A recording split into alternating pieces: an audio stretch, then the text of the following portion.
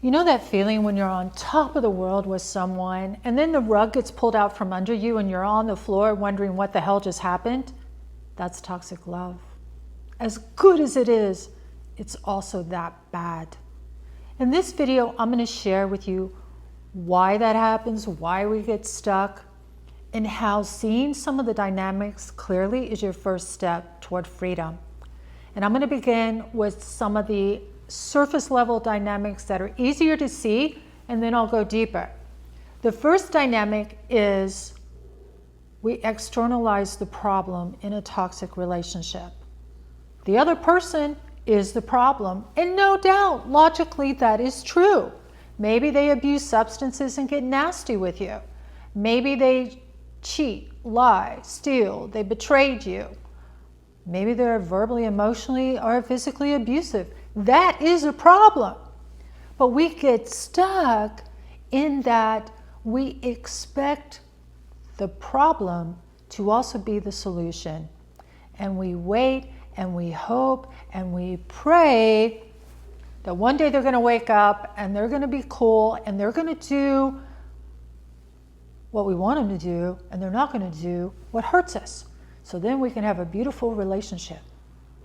So we've externalized the problem and we've externalized the solution. And that's a setup to be stuck and disappointed.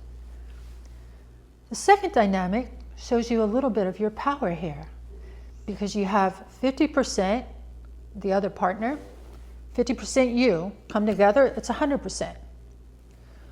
So if you remove your 50% from the toxic dynamic no longer exists in your world. Now maybe the toxic partner will take their 50% and go find someone else to be toxic with. And I know if you're in a toxic relationship with someone, that might sting to hear that. You don't want them to move on and go be toxic with someone else. You want them to be with you, toxic and all. The second dynamic is the crossroads. And you encounter a lot of crossroads in a toxic relationship. There might be a horrible incident. Maybe they've cheated again, something like that. When an incident happens, whoop, you're at a crossroads. Stay or go, stay or go, stay or go. And you eventually decide to stay. You decide to leave, but then you change your mind. No, I'm going to stay. This is my person. I'm staying. They're sorry. Maybe I shouldn't have escalated things as well. And I'm going to stay. We're going to work this out. It's going to work this time. And then a week goes by, maybe not even that long, maybe a few days. And you're back at the crossroads again. Hello, hello. Over and over and over again, you're at the crossroads in a toxic relationship. Why? Because you have not made the choice in your highest good. And life, the universe, your higher self, God, no one has given up on you. So the crossroads keeps coming back. And the good thing is you can see you're at a crossroads. And it will keep coming up until you choose correctly. But we get stuck in the shame of a toxic relationship. That's another dynamic. You're ashamed of how you're being treated and how bad it really is. And so when we're in a toxic relationship, we don't really share a lot with friends and family. Because not only do I have the stress of being in a toxic relationship, but then if I share with friends and family what's really going on, they're going to expect me to do something about it. So I have the stress and then the burden of other people's expectations, and I can't handle both. And I'm not ready to leave yet. I don't want to leave the relationship. So I tell no one.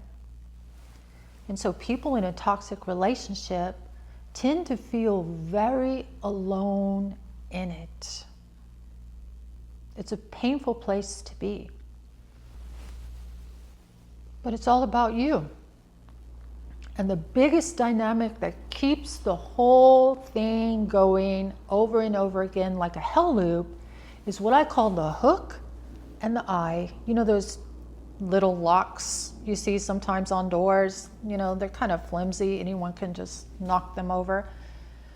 Well, in this analogy, the hook is the other person, the toxic partner, and the eye is you. And what's in the eye? Your unconscious material, such as a wounded inner child. If you have toxic relationships, no doubt you have a wounded inner child and all the other things in there that have attached to it. And so here's the toxic person. They're an abuser. You feel a victim, or you feel abandoned. They come on charming and then they change. They pull you right in. They hooked you really easily. Their unconscious material, your unconscious material. And so when you work with your unconscious, this is what I do with people. We heal and clear that out. And so there is nothing there to hook into. You might see them. They might be so attractive. They see you, but you're like, red flag, done, done. You don't even get really into it. There's not, it just does fall flat. And in the next video, I'm going to go deeper into what's in this eye so you can really start being free. If this sounds like you, I want you to know you're not alone. You can reach out to me. You can comment. There's a lot of ways to reach out to me. There's links in my bio to my website. This is what I help people heal. I myself suffered with it for most of my life. And sometimes it can be very confusing to know when to begin and how to begin. But I am a very practical person when it comes to healing. It doesn't have to be confusing or rocket science. There's simple steps to it. And I'm here to help anyone who needs me. In the meantime, sweet dreams.